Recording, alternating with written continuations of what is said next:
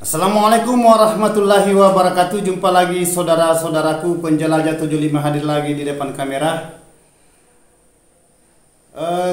Ada pertanyaan saudara lagi yang saya akan angkat ini tentang walet di dalam gedung yang sulit kembali. Jadi yang mana yang saya katakan walet yang sulit kembali? Walet lupa tempat kelahirannya itu adalah anak, ya. Ya, ini anak walet saudaraku yang paling banyak terjadi di lokasi, di lapangan. Ya, sudah banyak, bukan lagi sudah banyak, merata petani walet terasakan itu anak yang tidak kembali. Yang mana yang saya maksud anak yang tidak kembali, anak walet sudah menetas di dalam gedung itu, ya. Terus lama kelamaan seiring waktu akhirnya dia dewasa terbang seperti induk dan dia tidak kembali di tempatnya. Jadi solusinya apa, Bang? Apa solusinya kira-kira guru? Nah, ini solusi lagi saya angkat tentang anakan. Tentang anak walet yang sulit kembali di tempatnya. Lupa pulang, lupa kembali. Jadi oke, saudaraku, saya langsung masuk ke inti ini pertanyaan saudara kita. Jadi silakan tonton videonya sampai full. Mudah-mudahan ada pencerahan saudara bisa petik namun sedikit. Mudah-mudahan bisa bermanfaat di dalam gedungnya. Ya, karena ini banyak sekali pertanyaan saudaraku, ya, banyak pertanyaan-pertanyaan kayak gitu. Ya, istilahnya kendala-kendala di dalam gedung, apakah tata ruangnya, walet sulit tinggal, nah itu. Walet juga pergi dan sulit berkembang biak, sulit beradaptasi, banyak mati. Nah, itu. Sarang banyak jatuh, sarang mengecil. Nah, yang mana lagi saudaraku? Banyak tingkatan. Itu bahasa di dalam gedung rumah walet. Ya, jadi itulah selalu saya katakan saudara perlu pahami itu. Ya, pelajari di dalam gedung saudara. Apanya yang perlu diperbaiki, apanya yang perlu direhab, kalau perlu direhab. Jangan biarkan saja saudaraku, ya, tetapi umpamanya gedungnya sudah mapang, sudah bagus, ya itu kalau sudah dihuni walet tidak usah lagi di otak-atik. Ya, karena itu yang banyak terjadi saudaraku, sudah banyak waletnya selalu dikerja, tidak berhenti dikerja. Sebabnya itu tidak ada kepuasan. Ya, itu. Jadi disyukur saudaraku kalau sudah ada walet masuk maksudnya tinggal, ya.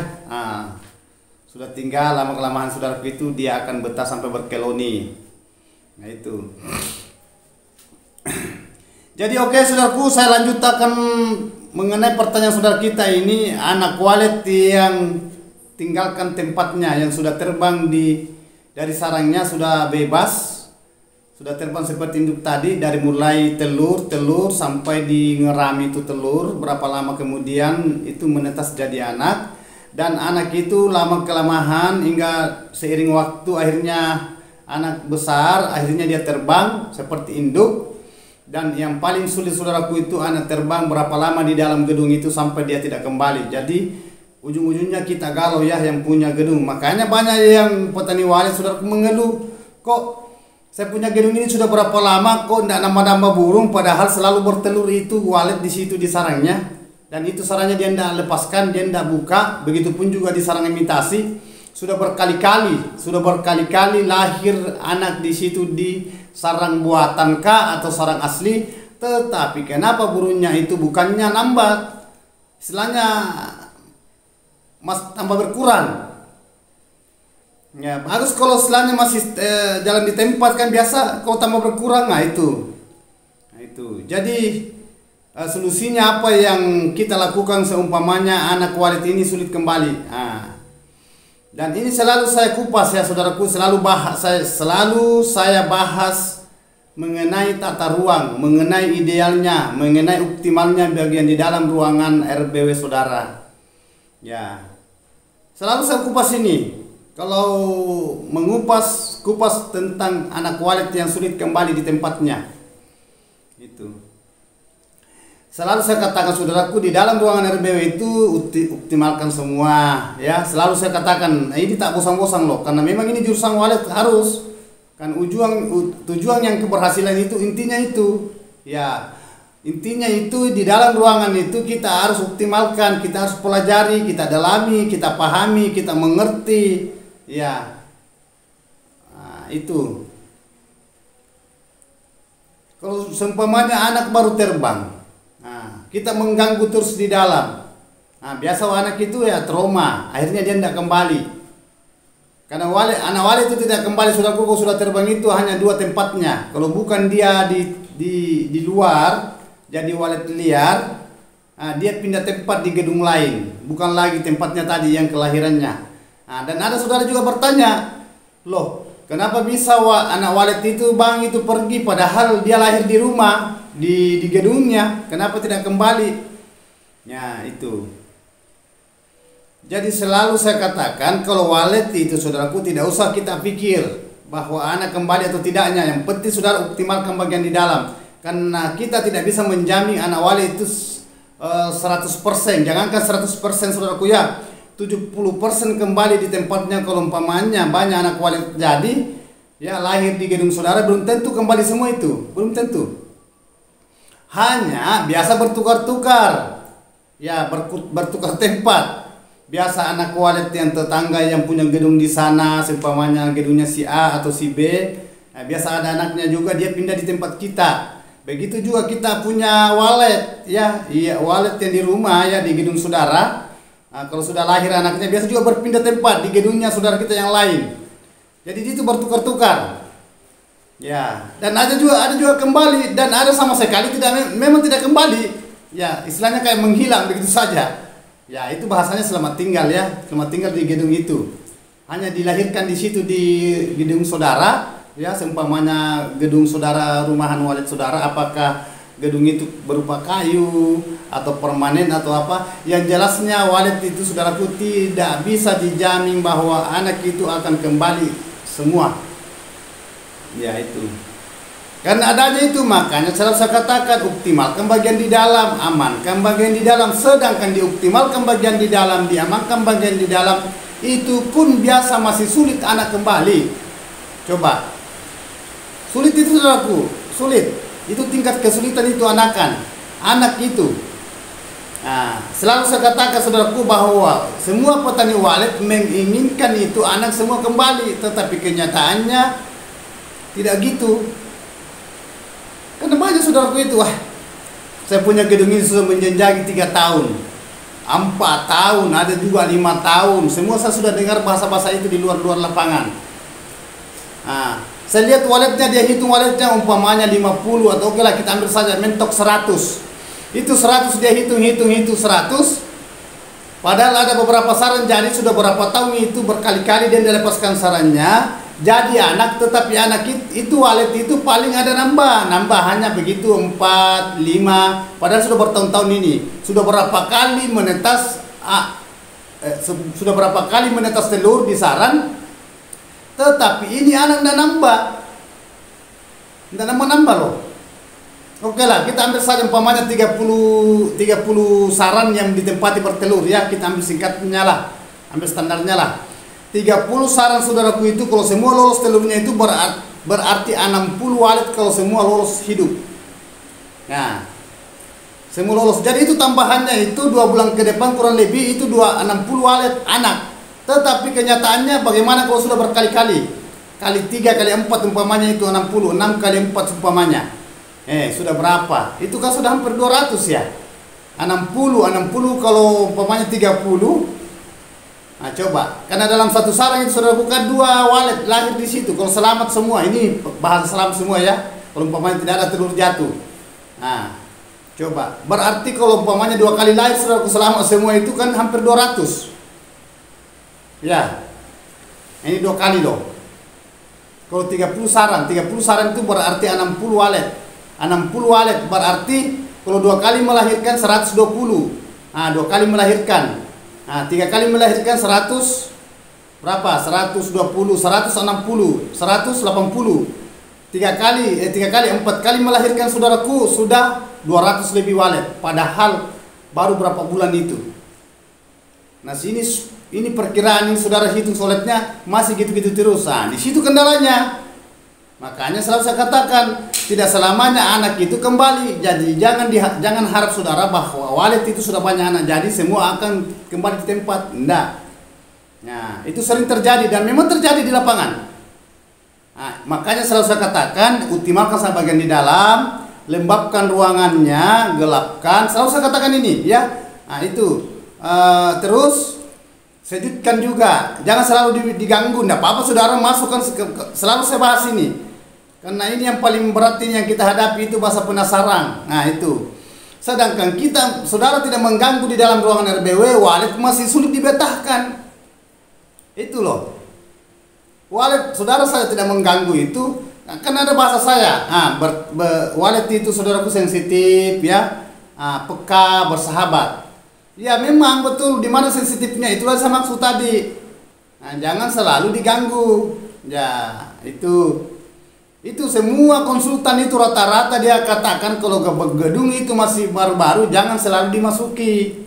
Terkecuali ya, dan terpaksa seumpamanya di dalam itu ada predator. Biar baru 2 hari aktif, silakan masuk itu, hindari itu predator dalam, basmi itu, karena itu menghambat ke walet.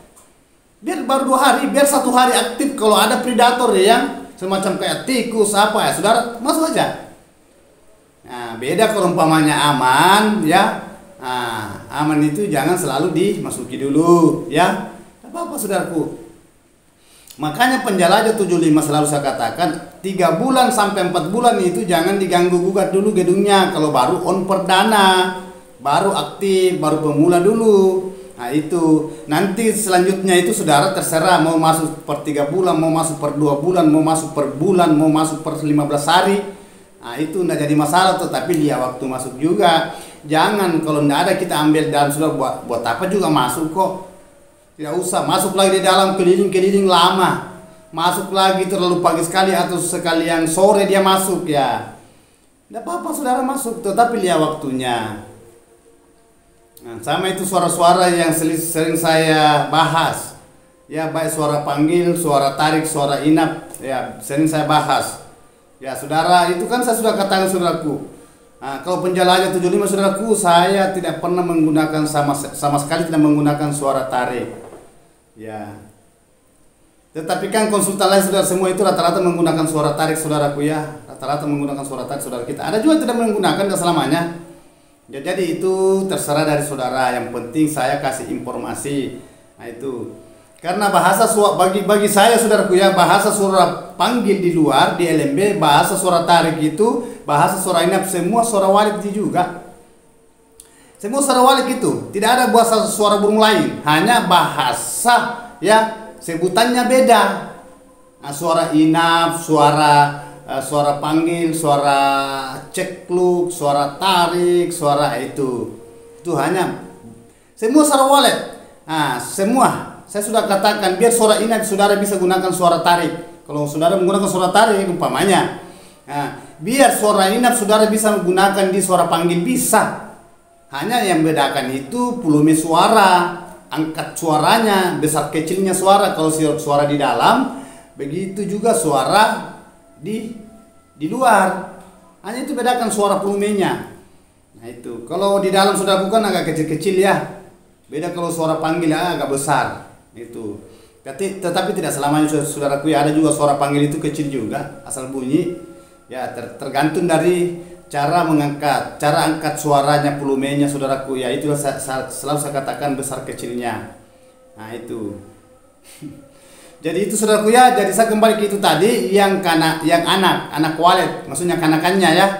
Yang anak walet yang sulit kembali, intinya itu saudaraku tidak usah saudara terlalu memikirkan mengenai adanya anak walet yang tidak kembali. Yang jelasnya tugas saudara itu pertahankan di dalam gedung saudara, optimalkan. Terutama kelembapan suhunya juga ya, suhu udaranya, gelapkan ruangan ya. Nah, atur bagian di dalam, semacam itu sarang imitasi atau gimana, itu kan hak saudara, mau menggunakan sarang imitasi mau tidak jadi masalah. Karena kalau penjelajah 75 saudaraku tidak pernah menggunakan suara pancingan, langsung original ya. Itu penjelajah 75, tetapi kalau saudara mau ingin menggunakan semua itu kan tidak jadi masalah, sah-sah saja. Ya hanya kalau porsi saya saudaraku, saya tidak sama sekali tidak menggunakan itu. Sarang pancingan, parfum, ya, suara tarik, suara heksagonal, suara basoka, saya tidak pernah menggunakan itu saudaraku. Kalau penjelajah 75, Hanya dua suara kalau saya gunakan, yang mana suara di luar di LMB, suara di dalam di tempatnya walet bikin saran, tempatnya bertengkar di sirip. Nah itu penjelajah 75 saudaraku, asli kealamian kalau penjelajah 75 menghadapi merancang gedung.